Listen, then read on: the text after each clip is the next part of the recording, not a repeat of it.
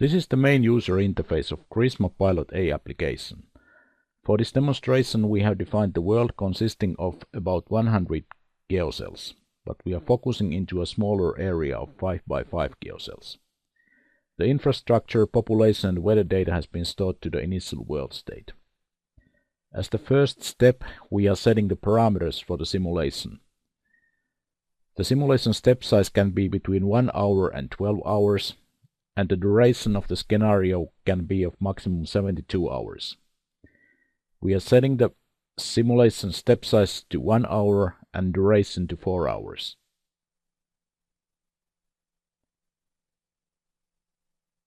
Next, we are defining the electricity blackout area. This is done by selecting the geocells that are belonging to the blackout area and by removing the electricity status from there. For this demonstration, we are setting the blackout area of 6 geocells. After refreshing the view, we can see the blackout area.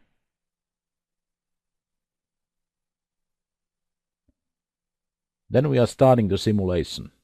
As this will take several minutes, we are now jumping directly to the results.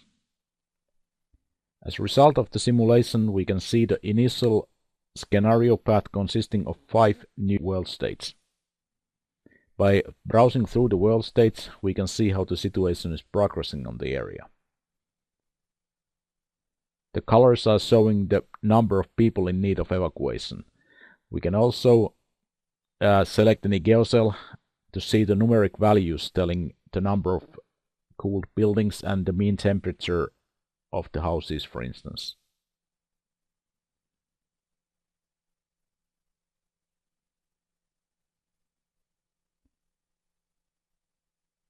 For mitigation actions, we select one of the earlier world states where the situation already was quite bad and create a new branch for mitigation actions. Then we start the Preparedness Planner tool.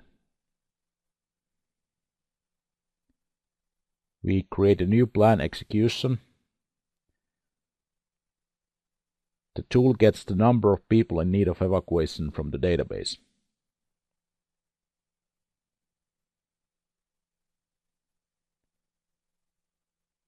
Then we select a preparedness plan suitable for this situation.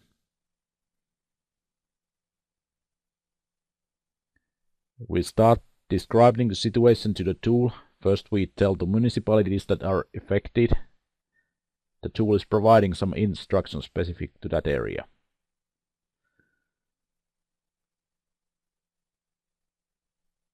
We also give some estimates about duration of the situation. And again we get some instructions from the tool. Then we define some consequences related to the blackout. Probably water distribution has been affected by the situation, as well as the telecom networks might need some emergency power. So the tool is creating capability needs based on that information.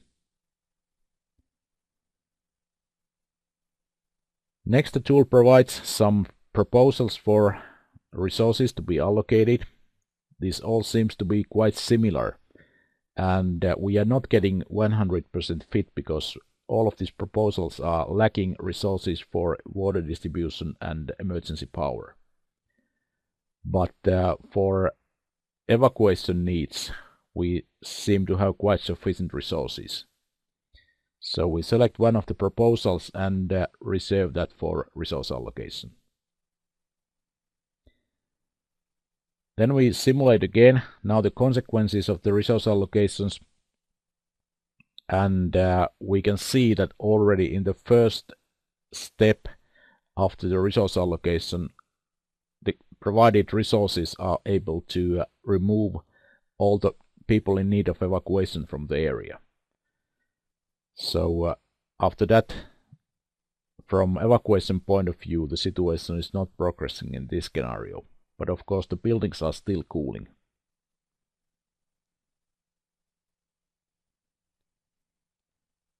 As an alternative action, we can select again one of the earlier world states and ration the availability of electricity in the area. So we select some of the geocells in this world states and return the electricity there. But as we are rationing the availability of electricity in this whole area, we then have to remove electricity from some other geocells. So we are now removing electricity from these 4 geocells. And this is the new blackout area.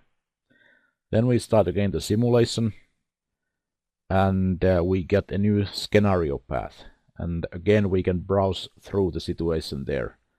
And we can see that the evacuation need is probably somewhat smaller because there is now less red color in the map. That is probably because there is less population in these new geocells.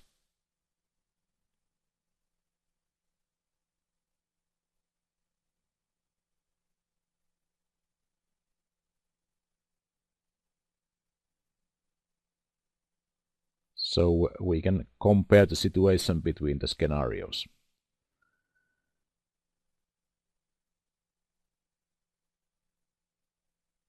Next we are calculating the economic impact of this situation. So we are selecting the scenario where we reserved resources for mitigation actions. And we start the CRISMA tool. We are calculating the economic impact of mitigation actions. And we get the data from the database. Based on the final state, we get data from all of the world states in this scenario. We can see that there is some resource allocations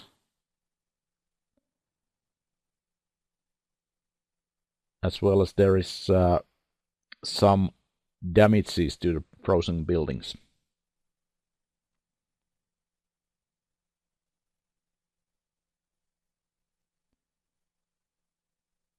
Then we provide unit costs for evacuation, for transportation with buses, and damages per unit for the frozen buildings.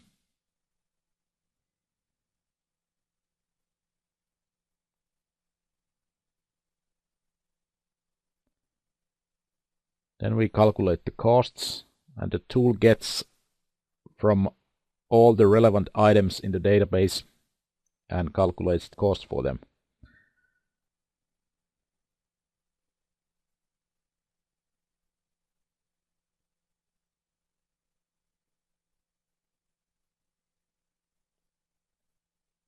And here are the final results for this scenario. So there is both transportation costs and damage costs, and we stored them to the database.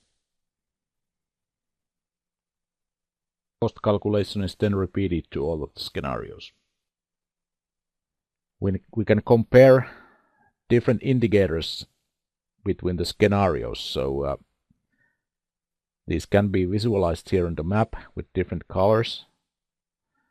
In addition to evacuation need, we can visualize, for instance, the emergency level and different kind of other indicators.